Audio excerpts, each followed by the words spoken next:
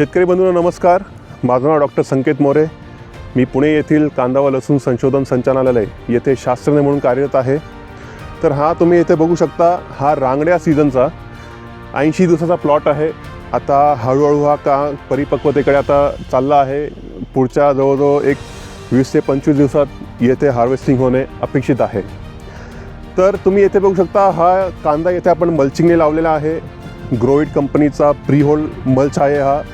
याच्यामध्ये पूर्ववतच होल होते कांद्यासाठी आणि त्यामध्ये आपण कांद्याची रोपण केलेली आहे. पण तुम्ही येथे बघू शकता, काय ठिकाणी येथे कांद्यामध्ये कूज झालेली आहे किंवा ते कांदे व्यवस्थित दिसत नाही आहेत किंवा तिथे फार प्रमाणात तिथे रोपं मेलेली आहेत. तर काय आहेत आपण बघूयात.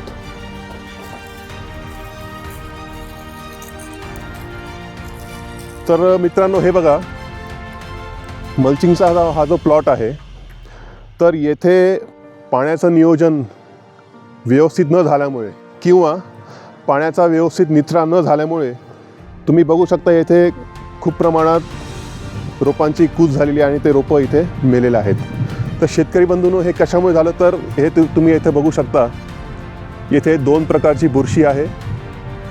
तर जी काळ्या कलरची आहे तिला आपण बेसल रॉट म्हणतो, जी फ्युझेरियम या बुरशीमुळे होते. आणि तुम्ही बघू शकता इथे पांढऱ्या प्रकारची पण एक बुरशी दिसते, त्याला आपण व्हाईट रॉट म्हणतो. तर तिथे तुम्ही बघू शकता मोहरीच्या दाण्या एवढे येथे त्या बुरशीचे हे जे आहे ते बुरशीचाच भाग म्हणून ती मोहरी प्रकारात अशी वाढते आणि हळूहळू तिचा प्रसार होतो. आणि मी अजून एक महत्त्वाचं शेतकरी बंधूंना तुम्हाला सांगू इच्छितो की ही जी बुरशी आहे ही मातीमध्ये जवळजवळ 20 वर्षापर्यंत जिवंत राहू शकते.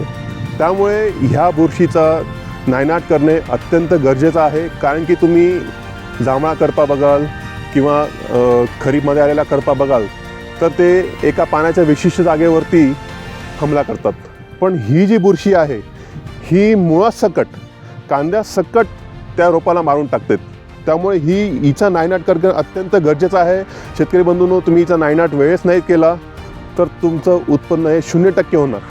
तुम्हाला याच्यामधनं काहीच कांदा मिळणार नाही. आणि सगळा कांदा जो तुम्ही बघाल, सगळा कांदा आहे बघा, सगळा कांदा इथं सडायला सुरुवात झालेली आहे बघा. तर याचं मुख्य कारण म्हणजे शेतकरी बंधू हे बघा. तर याचं मुख्य कारण शेतकरी बंधूंनो की मल्चिंगमध्ये जेव्हा आपण कांदा लावतो तर पाण्याचं नियोजन करणं अत्यंत महत्त्वाचं आहे.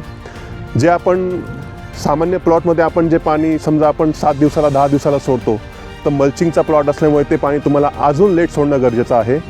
ड्रीपने मल्चिंग करणं कधीही फायदेशीर असतं. ड्रीपने आपण पाण्याचा वापर किंवा पाण्याचं जे आपण सोडणं आहे ते व्यवस्थित आपण प्रकारे त्याच्यावरती आपण नियंत्रण ठेवू शकतो.